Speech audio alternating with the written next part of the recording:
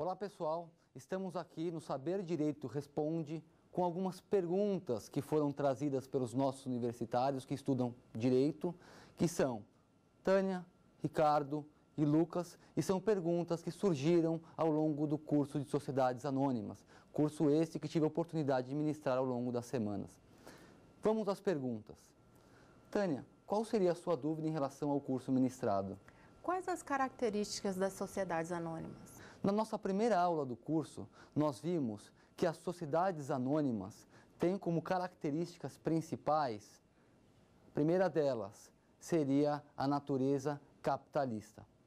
Portanto, a sociedade anônima é uma sociedade capitalista, sociedade de capital, onde o que importa é o dinheiro, onde o que importa é a ação e nem tanto a figura do acionista. Sendo uma empresa, uma sociedade empresária capitalista, diferente da sociedade limitada, na sociedade anônima não é possível e não é compreensível que haja a aquisição das ações pelos demais acionistas. Não há o direito de preferência. Por quê? Porque é uma sociedade capitalista. A partir do momento que o acionista quiser negociar as suas ações, então ele fará sem que precise da autorização dos demais acionistas.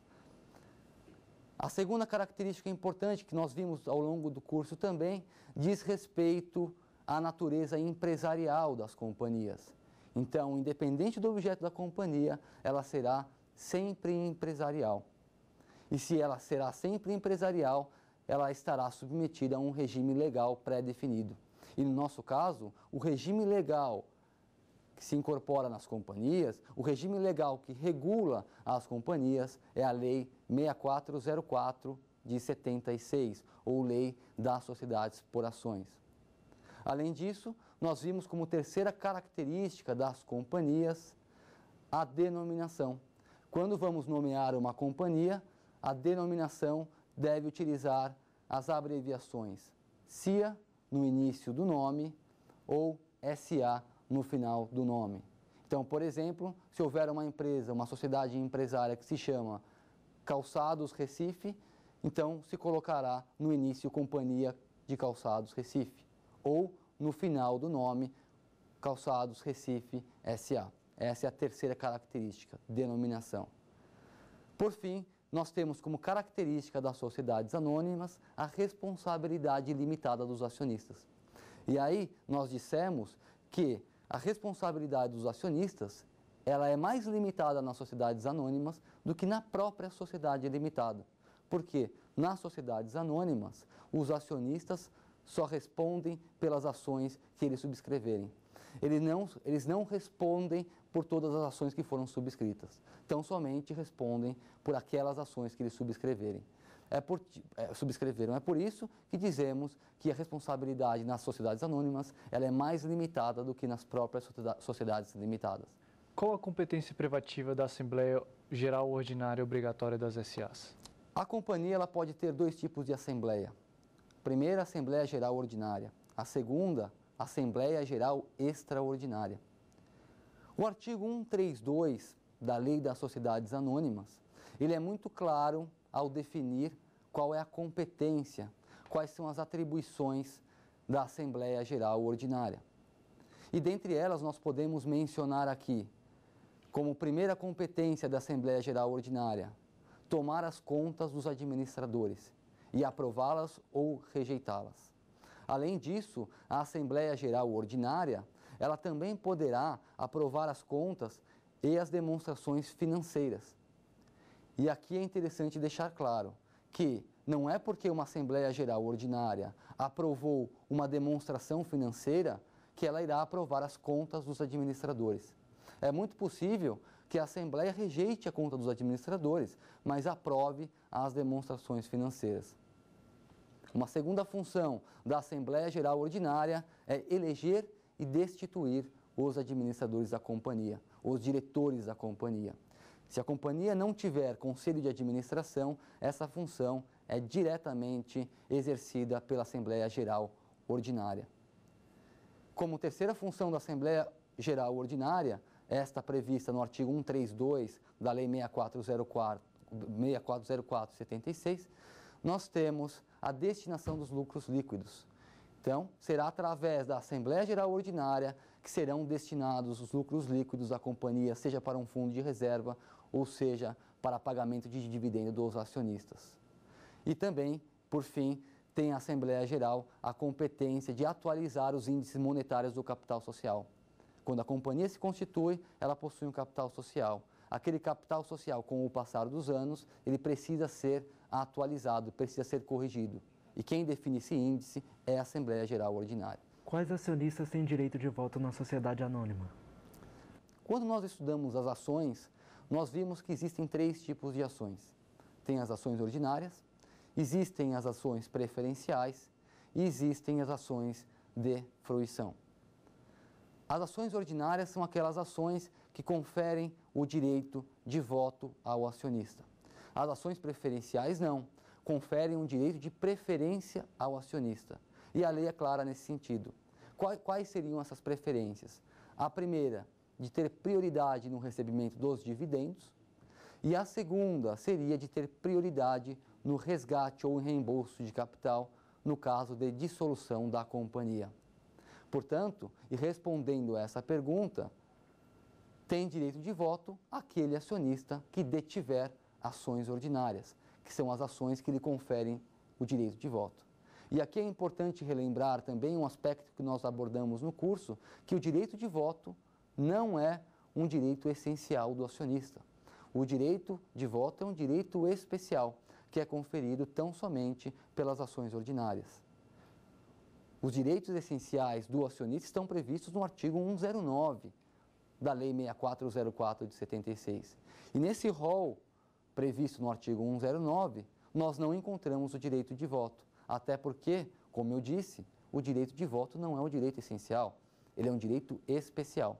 Então, tão somente aqueles acionistas titulares que detenham, que sejam proprietários de ações ordinárias, é que podem votar na companhia.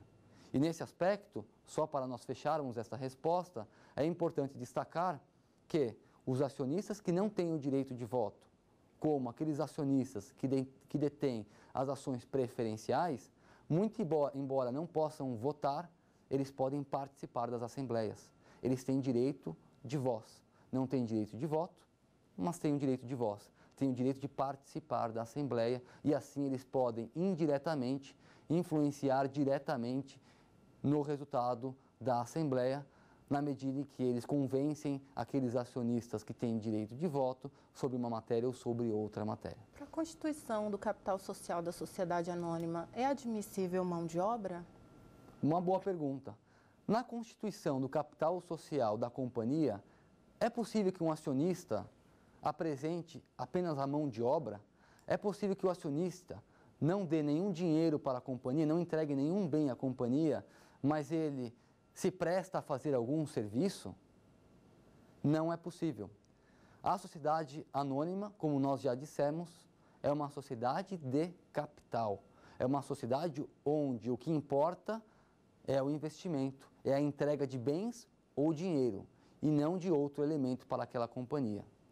Inclusive, sobre essa pergunta, é muito interessante destacar que, no ordenamento jurídico vigente, no que toca ao direito societário, só é possível esse tipo de sociedade em que o sócio não entrega nenhum dinheiro, nenhum bem, mas apenas o seu serviço, na sociedade simples.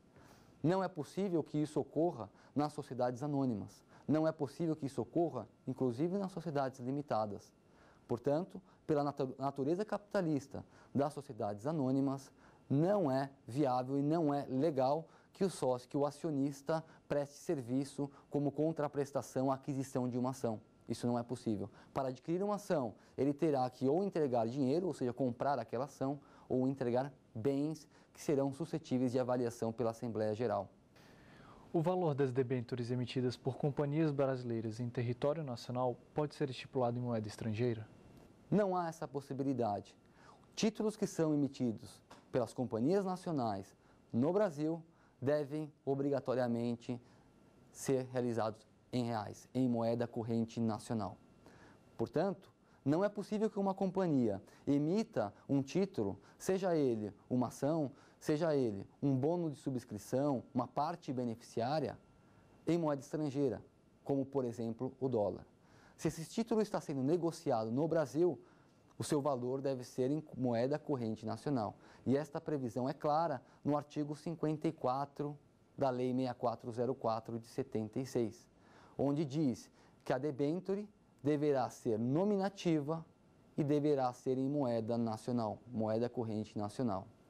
Como eu disse a vocês, não apenas este título, não apenas as debêntures, mas todos os outros títulos e valores mobiliários que são emitidos na Bolsa de Valores ou no mercado de balcão, portanto em território nacional, eles devem ser feitos sempre em moeda corrente nacional, sempre em real no caso. O que são holdings?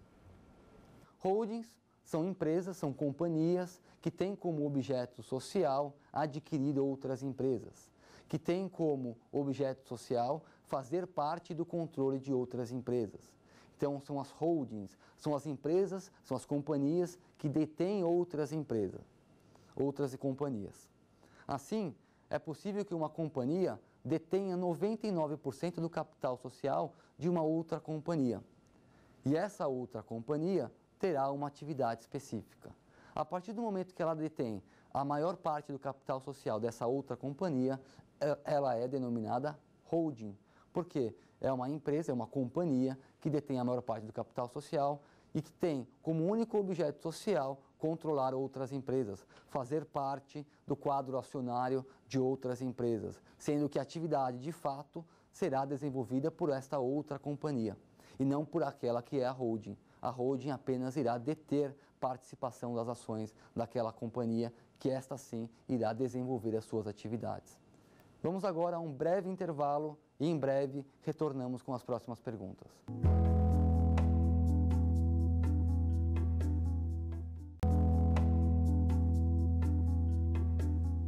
Estamos de volta aqui com o Saber Direito Responde.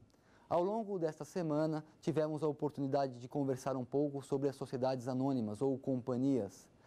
No decorrer do curso surgiram alguns questionamentos estes que foram trazidos pelos nossos estudantes de Direito.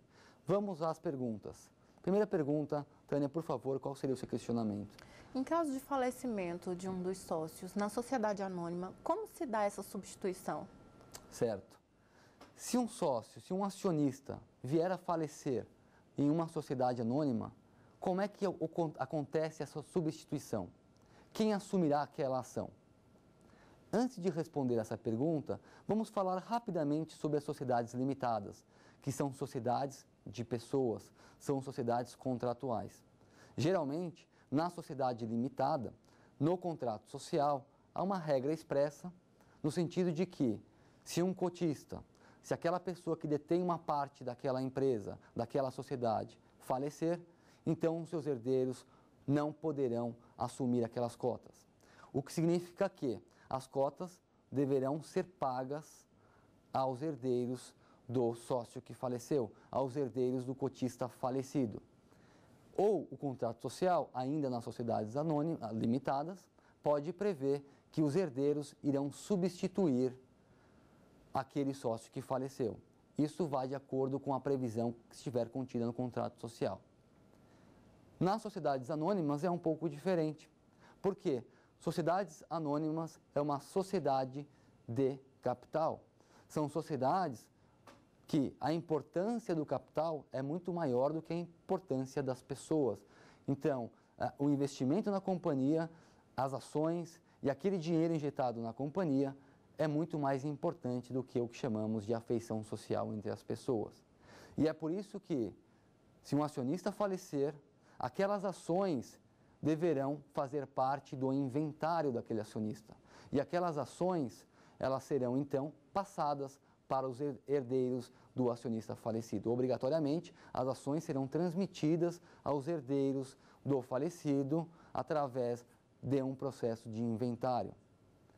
Sendo assim, quando houver essa transferência através de inventário, os herdeiros se tornarão titulares daquelas ações.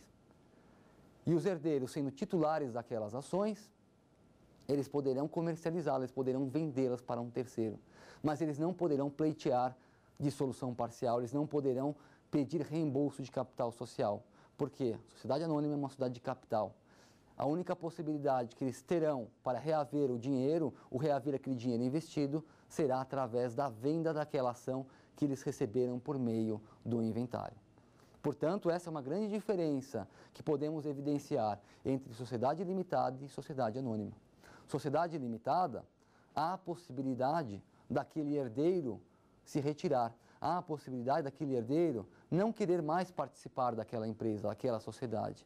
E aí a sociedade é obrigada a pagar aqueles haveres para o herdeiro. Na sociedade anônima isso não acontece.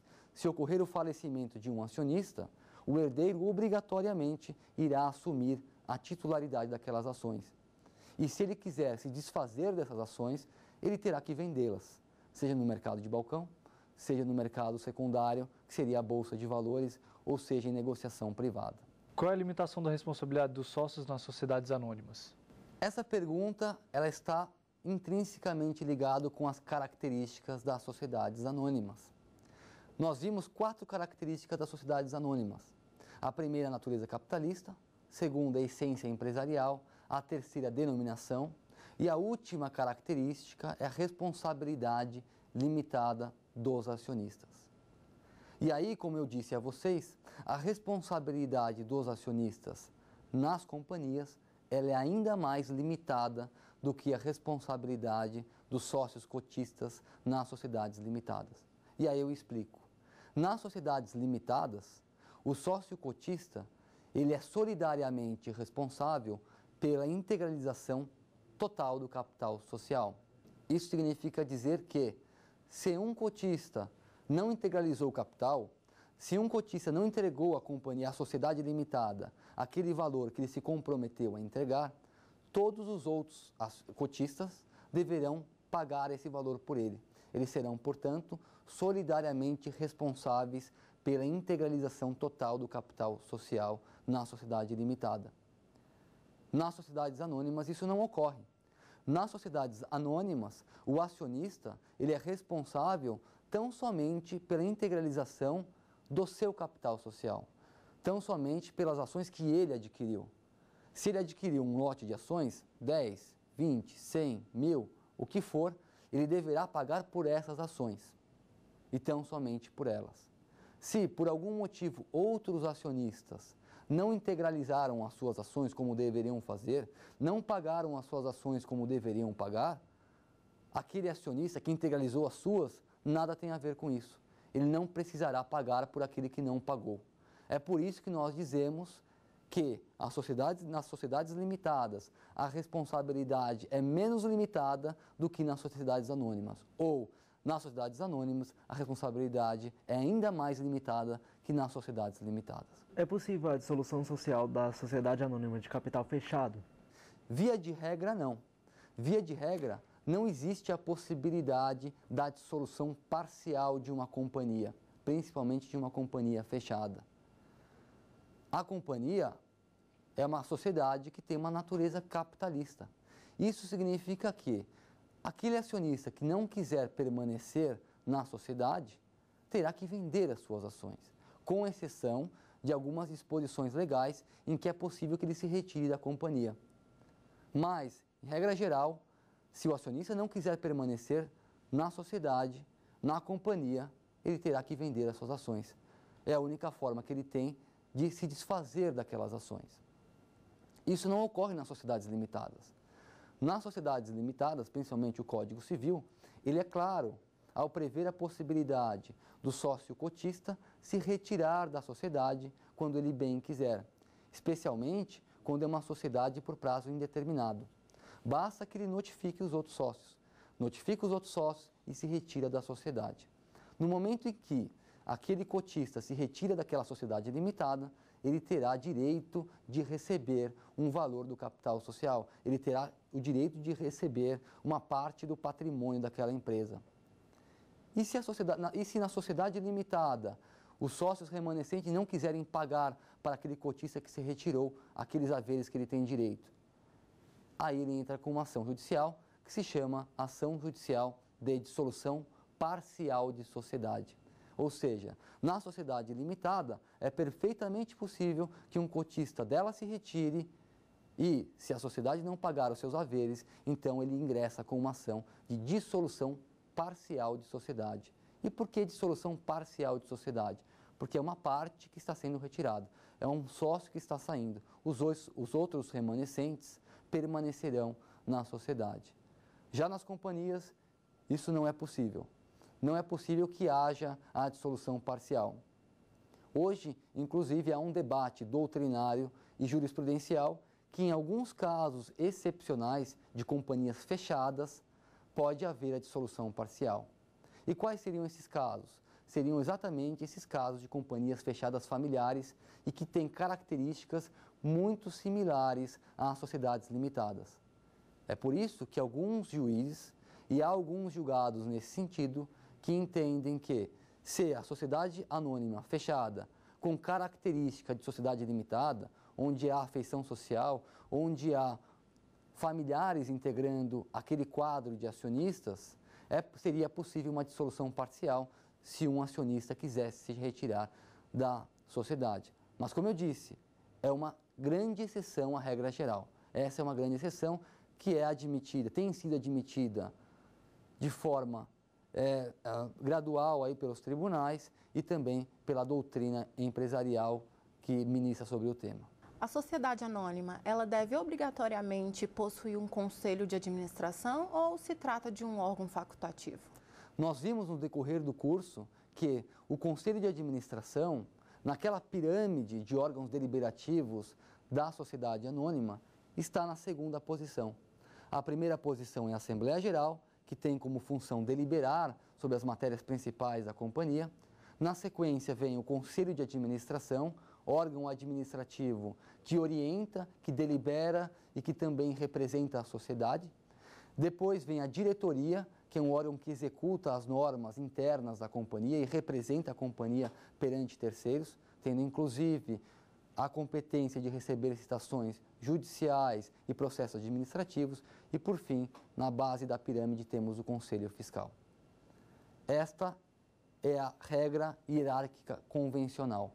Pode ser que uma sociedade anônima opte por não ter um conselho de administração, em especial nas companhias fechadas. Nas companhias abertas, o conselho de administração é órgão obrigatório. Nas companhias fechadas, é um órgão facultativo, o que significa dizer que, tão somente se a Assembleia Geral, tão apenas se a companhia assim quiser, se os acionistas assim desejarem, é que haverá o conselho de administração. Se a companhia não pretender ter o conselho de administração, então ela terá apenas a diretoria. Então haverá a Assembleia Geral e a diretoria. Nesse caso, quem elege os diretores é a Assembleia Geral. Até porque, se houver o conselho de administração, quem elege os diretores, o diretor-presidente, o diretor financeiro, comercial, etc., é o próprio conselho de administração, que tem como atribuição ou atribuições, de acordo com o artigo 142 da Lei 6404 de 76, fixar a orientação geral dos negócios, eleger e destituir administradores da companhia, os diretores, a qualquer tempo, emitir pareceres acerca da gestão da companhia e avaliar o trabalho que está sendo feito pelos administradores, pela diretoria, assim apresentando um parecer à Assembleia Geral posteriormente. A constituição de companhias por subscrição pública depende de prévio registro de emissão de algum órgão? Sim, precisa ter o aval da CVM. Nós tivemos a oportunidade de examinar, no decorrer do curso, que aquelas companhias que são constituídas por subscrição pública são companhias que pretendem negociar as suas ações, os seus títulos e valores mobiliários, na Bolsa de Valores, no mercado de capitais. E se essas companhias pretendem negociar suas ações, seus valores mobiliários e seus títulos no mercado de capitais, significa dizer que elas vão lidar com a economia popular. Elas vão tratar com a poupança das pessoas. Ora, se elas vão lidar com a economia popular, se elas vão angariar recursos que estavam sendo poupados pelas pessoas comuns, recursos esses que as pessoas comuns poderiam aplicar em outros investimentos, mas não, decidiram investir naquela companhia, nada mais natural que haja uma regulamentação mais austera, mais severa com relação às companhias abertas. É por isso que as companhias abertas, que são constituídas por subscrição pública, são companhias que precisam obrigatoriamente da autorização da CVM, que é a Comissão de Valores Mobiliários, que tem como função regulamentar o mercado, autorizar a emissão de novas ações e constituição de novas companhias e fiscalizar, tendo assim o poder sancionatório. Encerramos aqui o programa Saber Direito Responde e eu agradeço a presença dos nossos estudantes, Tânia, Ricardo e Lucas, que nos trouxeram questões de extrema valia que contribuíram muito para o nosso programa de hoje. Um abraço a todos. Ficou com dúvidas? Mande um e-mail para saberdireito@stf.jus.br. Você também pode estudar pela internet acessando o site tvjustiça.jus.br.